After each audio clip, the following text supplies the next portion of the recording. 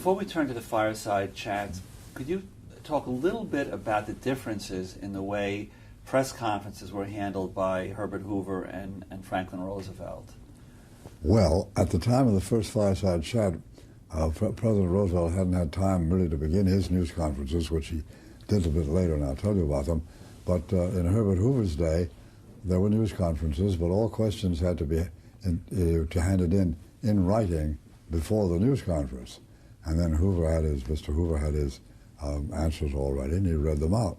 And that's the way it was conducted. So when President Roosevelt, when it was time for him to gather the press together for the first time, which was not very far into his term, he had the print press in, and he said, "Now today we're going to try an experiment, and it may not work.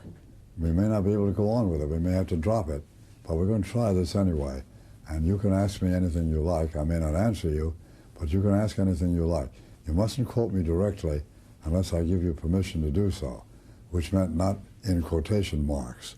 Couldn't say the president said, quote, "war is inevitable," unquote. But you can say the president said that war is inevitable, no quotation marks. That's all right any time. And if you want the quotations, ask him. If he said yes, then you could use them. He also said that he would like to talk to the print press from time to time off the record and give them information only for them, for their understanding of what was going on, to help them do their stories. But it mustn't be printed, it mustn't be talked about. And, those were the rules he was laying down. And of course it was a tremendous success, and they never went back. But the news conferences consisted, as you doubtless know, of the president sitting behind his desk, and the news people, there were so few, gathered around the desk, firing questions at him with their pencils and pads out. And at the end, the senior member, who was somebody from either AP or UP of the press, would end it by saying, "Thank you, Mr. President," and then everybody would race to get through the little doors first, having a big traffic jam of correspondents racing to the telephones. And those were done once a week, I think, practically every week. Now, were there differences in the way you, as an announcer and radio journalist, the way you were treated compared to the newspaper reporters? Oh yes, I'm getting ahead of myself a little bit, but when the news conferences got underway, I was not considered to be a journalist. I was a broadcaster, and so I was not eligible to go to a news conference. I never went to one. On the other hand, the print journalists who went to the news conferences were kept far away from the White House on the night of a fireside chat.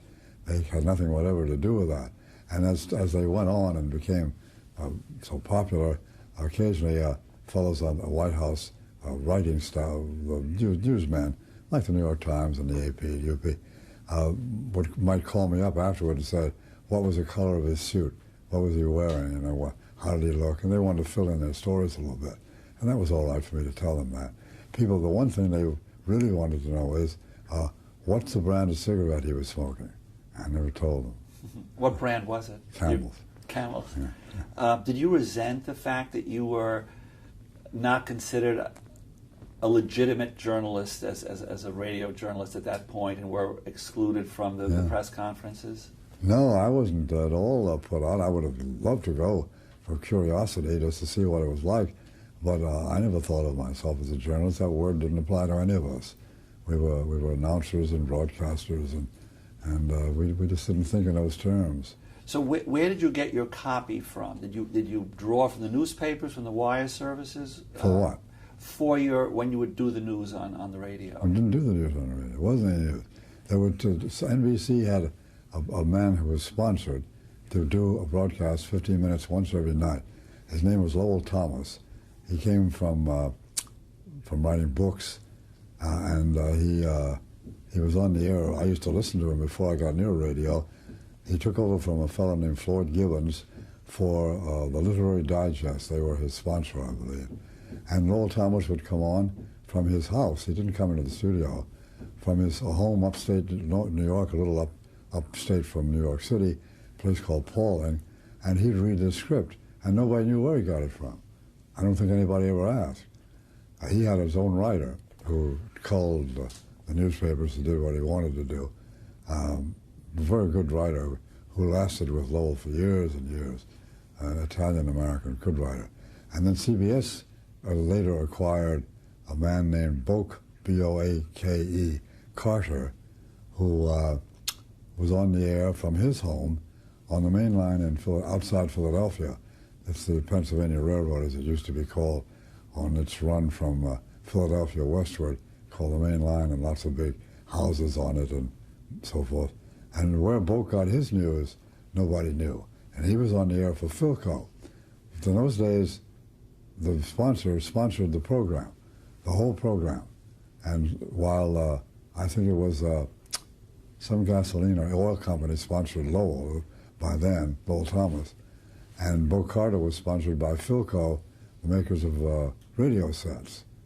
And he did the whole thing. There was an announcer to read the commercial, and then he'd do this news, and where he got it, nobody thought to ask him.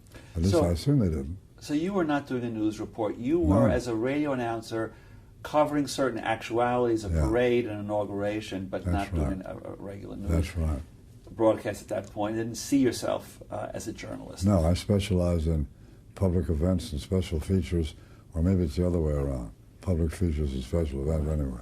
All right, let's now turn to the fireside chat. How did you first find out there was going to be such an event, and how did it come to be known as a fireside chat, and what role did you play in the fireside chats? Well, late in the week before that Sunday night, the Sunday night before the banks reopened Monday morning, the president told the networks, the two networks, that he wanted to go on the air and explain what had happened and what was going to happen, what was likely to happen. And because nobody really had got the complete story, I think. I might be wrong. The Secretary of the Treasury might have put it out. I don't remember. But anyway, I was at CBS, of course, and he sent word to CBS as well as NBC. And Harry Butcher, who was an innovative sort of fellow, had a bright idea, and we wrote two openings. I was there, but I didn't actually write it. It really would have been Harry Butcher who wrote the two openings. And one was a folksy, as he called it, opening, which I rambled around a little bit and said that the president wants to come in and sit down as if he could still come and sit down at your fireside and talk to you and explain this and tell you about that. And the other was a strict, formal, usual thing, introducing the president. It would be natural that Harry Butcher would do that. He came to Washington as a lobbyist for something that he tried to forget, some journal called something like the Fertilizer something or other, from some Iowa Midwestern thing, something he tried to live down in later years. But he was an Iowa farm boy, I think Iowa, and his mind worked that way, and he would think it would be natural for him to do that. Anyway, they were typed out. I don't remember who did the typing. Both of these introductions. And they were sent over to the White House.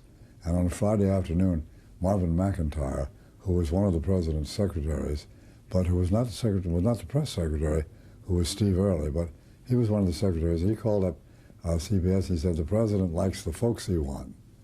So had me do the folksy one when I introduced him. And so when we went on the air, it was strictly a CBS thing. You see, NBC hadn't heard about any of this, and I was the only one to do this sort of. So the first fireside chat was not carried by NBC? Yeah, they carried it, but they had their formal introduction. They didn't know about this, the CBS coup of giving the president a chance to have a very informal sort of introduction.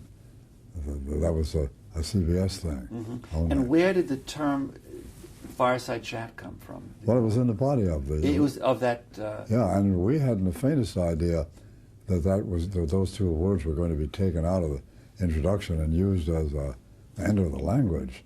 That was just part of the introduction, and of course we weren't thinking ahead anyway that the president was going to make future broadcasts.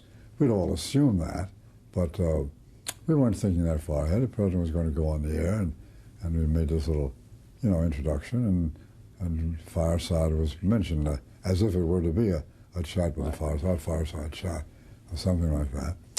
And was a big success. And the first thing you know, the words were taken out of context and used when any president was going to make a broadcast. And I was being a foreign correspondent in Paris much, much, much later when General and President de Gaulle was going to go on the air and make a broadcast. And the French newspapers called it Le Fireside Chat.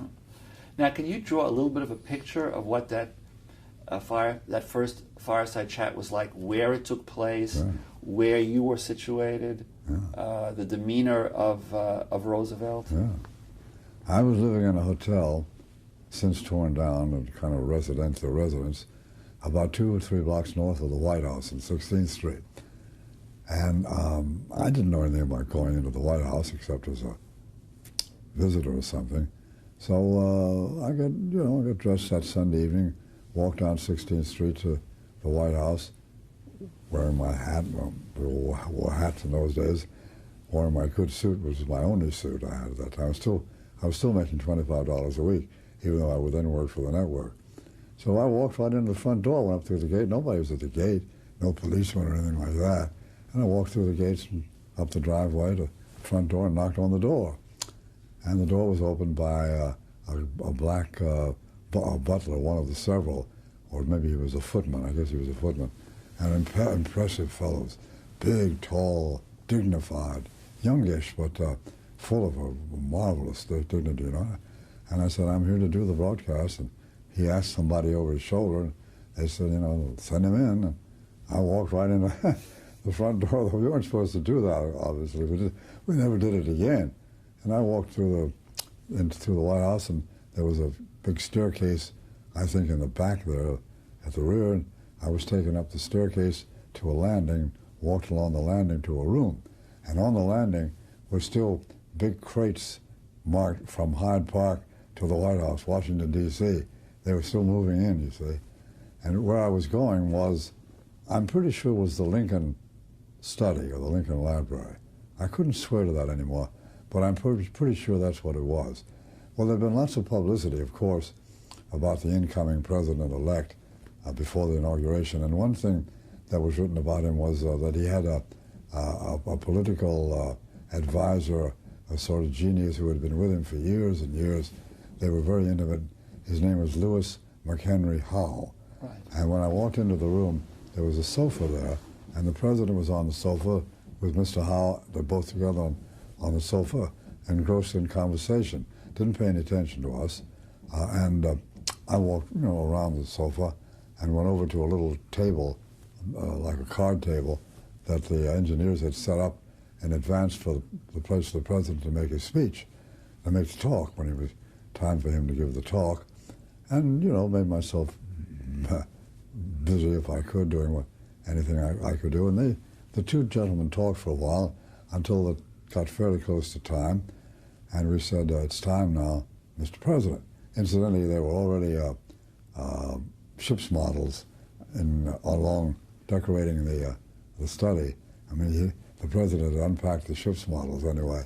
It was true that they really were a favorite object of his. So Mr. Howe got up, made himself scarce, and this is the first time I'd been close to the president, and the first time I saw the braces in operation. And he put his leg out straight, and he pushed on the knee, and there was a click, and then it was firm out like that. First one leg, and then the other, and he had to get up backward and holding onto the sofa a little bit. And then he had a walking stick, and then somebody, it might have been Mr. Howe, offered an arm, and with one hand for balance on the arm and the other with the stick, he'd swing the legs, which were otherwise immobile. Just from the hip there was motion. And in that way he proceeded over to the little table on the side and undid the braces again and sat down. And that's how I saw him for the first time walking. So he was very much interested in everything. He had been known to be very friendly to radio in his days as governor of New York before he was elected president, that he'd brought radio along and done a lot with it and for it. So in those days, NBC had microphone signs that said NBC. CBS, which was then called the Columbia Broadcasting System, and CBS wasn't being used yet by the corporation, they had on their mic signs Columbia, like that. Well, the result was that when the newspapers printed the photographs, nobody could read these tiny letters, Columbia, and everybody saw NBC. And the whole purpose was to get your call letters in the newspaper. Right. So CBS was just making a switch, and they had the brand new little mic sign that said CBS. And as soon as the president sat down, he said, "What's CBS?" He hadn't seen that before.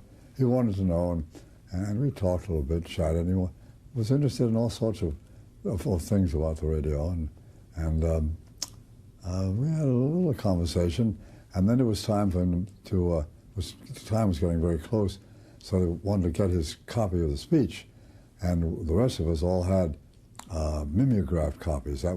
Mimeograph was something that came along and is now dead as a way of reproduction, and I hate to say this against the company if they're still around, but it was pretty bad. The letters didn't come out as well as a typewriter with a clear impression of a whole letter. There were parts of letters, and it was pretty hard to read unless you had plenty of time to go over it with a pencil. Well, the reason I mention this is they never did find Mr. Roosevelt's copy that he prepared to read, his own copy, and he had to borrow a mimeographed copy, which must have been terrible to read, but he did it perfectly. He did the first fireside chat from a mimeographed copy, and to jump ahead for a little bit, his own copy was later discovered in his bed where he'd been reading it and forgotten left it there, his original copy. Did he read it verbatim? Sure. There wasn't any ad-libbing? No, I don't remember any ad-libbing. I think he read it verbatim. Right. Did he seem comfortable in front of a microphone? Perfectly confident. In fact, he went on the air smoking a cigarette, which drove us crazy, because he went on the air and a cigarette was sticking out of his finger, and his fingers were getting closer and closer and closer. What would he do when he burned him? We were all worried. He wasn't worried. And we're all standing there around him like that. When it got right down to that point, he put it in the saucer. Didn't bother him any. Person of the greatest confidence, outwardly anyway. He was a wonderful man, and I was instantly, stage struck. He became my idea of what a president should be.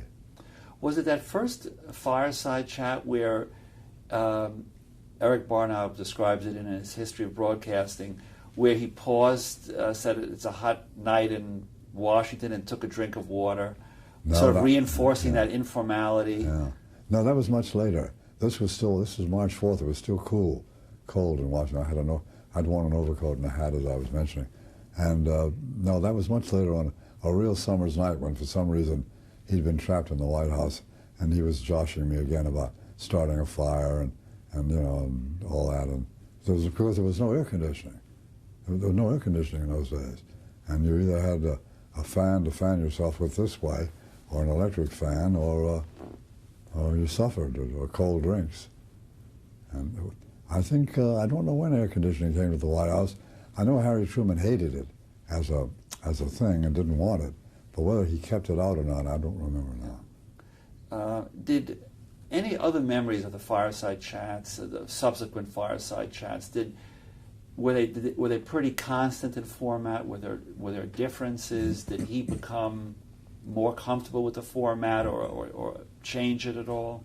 Oh yes, they always were on Sunday night, and frequently there would be dinner guests in the White House itself upstairs.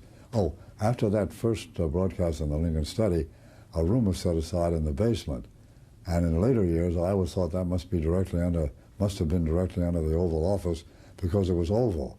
But they tell me now it wasn't. There was more than one oval, vertical architectural arrangement in the White House. It was called the Diplomatic Reception Room. In other words, it was where the president was supposed to receive new ambassadors.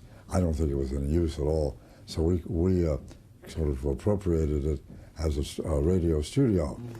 And we had a desk which CBS made with the sawed holes in the top of the desk, the microphones here, and there would be other microphones once in a while too, and for independent stations later on. And the cables would run down and go inside where the drawers had been knocked out, and the equipment was in the desk. So that was a change. Though the president some of the guests would come down to see him, obviously at his invitation, make his fireside chat. And he'd come down often in a dinner jacket, and after a while he'd come down in the little chair. He'd give up any pretense of, in front of his guests, of the walking. I never saw him try to walk again like that inside the White House. And he didn't have a wheelchair. It was an ordinary chair like I remember it almost as a kitchen chair. It had wheels attached, but had no armrests on it. And he just hold on to the edge like that. Didn't want a real big wheelchair for some reason. And they wheeled him in. He was very cheery, and put him in his seat behind the desk, and they read the broadcast. Once he was escorted in one Sunday night by his son James, who was in the uniform of a Marine officer. The war was on then. And James fell over something and made a terrific clatter, and not much point to this story. He was very much embarrassed, but I was pretty upset for him, except the president, but nothing much happened. Once the clock rang. It was a clock on the mantel nobody had ever noticed. And once he ran over, and the clock chimed weakly in the background, but nothing much really ever happened of any import. But see, NBC and I always had to synchronize our introductions. And NBC, as I remember it, for some reason they ended their previous broadcast on the hour, straight up. And CBS ended on the half minute, 30 seconds before the start of the new hour. They'd give the cue, then there was 30 seconds for station identification, maybe a local commercial announcements, and then straight up like this, CBS would begin, just when NBC was ending. So NBC would begin then like at 20 seconds after. I may have these numbers wrong. And so the NBC announcer named Carlton Smith and I had to synchronize our announcements, which we were quite good at, and we did. And I'd start first and go along, and he'd come in, and then we both had to end at the same time by saying, "Ladies and gentlemen, the President of the United States," which we managed to do all the time. And after a while, we began to realize we were getting crosstalk, so they put us behind curtains like the ones you may see behind me, only much more elaborate, but heavy curtains that we were supposed to conceal ourselves behind, Carlton and I, so so we weren't distracting the audience with the sound in the background of each other's voices. But that's the only thing that really ever happened different. One thing that happened was when the president made a lot of talks, I mean, when it was established as a fireside chat, excuse me for interrupting, but I didn't want to forget this, he didn't make very many fireside chats, and when you look at the number, he may have made one more that year, for example. He made a couple of years, if my memory is right, 2 or 3 or 1. He wasn't on the air all the time, as presidents are now. He got the reputation just because he was so overwhelming and so good, I suppose, but he didn't really make many. Was there a sense of competition with NBC or that you felt, for example, or not? Oh, very slight. We had to work together or it would have been murder. And we saw each other, Carlton and I, on field trips too, and then we traveled on the president's train together with him, and we had to cooperate. We were good friends. You know, we saw the country together. Right. Now, in 1935, you were transferred to New York City. How did that come to pass, and how did you feel about that? Yeah. Well, slowly, Ted Husing was eased out of news broadcasting, wasn't news broadcasting, special events, and his place was taken a little bit by a staff announcer who wanted to be Ted's successor, wanted to be Ted Husing's assistant. His name was Paul Douglas.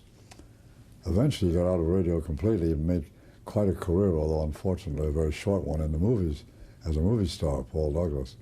But he had a fatal heart attack shortly afterward, unfortunately. Anyway, Paul Douglas did some of the special events while the first 2 years while I was in broadcasting in Washington. And at that time, in 1 year, there was a terrible ship accident in the ship that used to go, the shipping lines had various lines, various ships, and there was a popular voyage to Cuba that the ships left at night and steamed all night, I guess the next day, got to Cuba on the second day. And one ship went down, was called the Morro Castle. Went down out of New York, off the New Jersey coast, first night out. Nobody could understand why or how. Loss of life, lifeboats coming into the New Jersey shore. And it was a big broadcast, and Paul Douglas did it.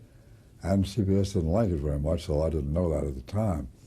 So they were quite happy, apparently, with me ad-libbing in Washington, and they thought the time had come for me to go to New York, which I didn't want to do. Washington was my hometown. I wanted to stay there. And I sort of dug in my heels for a while, and Harry Truman, the manager, told me to consult with my benefactor, Ted Church, and decide what to do. And eventually I had to come. May I pause for a second? Sure. And my nose is... The hay fever season is on. Thanks. Yeah. So I came to New York, and I began my New York career as an announcer here in New York on the first day of January, 1935. And the first big story I was on was a ship to Cuba went down off the coast. This one named the Mohawk, different shipping line. And on this one I went. And I went with the assistant to the director of special events. The assistant was named Ned Buddy. It was a very, very cold night. The New Jersey roads were all closed because of frozen snow and ice. The temperature dropped below zero on the Fahrenheit scale, and I was thrilled. I'm from Washington. I never heard of temperature below zero. I pictured all of a sudden I was an Arctic explorer. We're going out at night. Ned Buddy kicked his shoes off to keep his feet warm. I crouched on the floor of the car holding a blanket over his stocking feet, and we proceeded to Asbury Park that way where we did the broadcasting. That was my first big broadcast. But between things like that, I had to go back to the announcing staff and do a schedule, a routine. I hated that. I really hated that. And I really thought I should be, detached from that and just to be the voice of special events. And so the management said, "You must be mad. You think we could pay for somebody to do nothing except special events, newsy stuff on the air? How can a network pay it? How can we afford that? You've got to do a trick, a schedule, a routine." I can't think what the word was. There was a distinguished staff at that time, incidentally, if I could remember all of them. There was Harry Von Zell, who later went at Hollywood and was an entertainment announcer. Right. There was the fellow named did Truth and Consequences, became a producer, made lots of money. What's his name? He went to the West Coast too, and had this series he invented, Ralph something or other. Ralph Edwards? Yeah, Ralph Edwards. Yeah. And there were a number of people of similar caliber. A fellow named Tony, what's his name? His son Tony is an actor who's appeared with Woody Allen in a lot of his films. Roberts, and his father, gotten his first name, Roberts, just retired on the West Coast as an announcer 2-3 years ago. Held on to the end. And the baby of the staff was Bert Parks, who then later became the Miss America announcer. Yeah. Right. So, in general, how would you compare the working in radio in New York and what you would experience in Washington? Well, let me throw that question out, and why don't we begin there in a minute? Oh.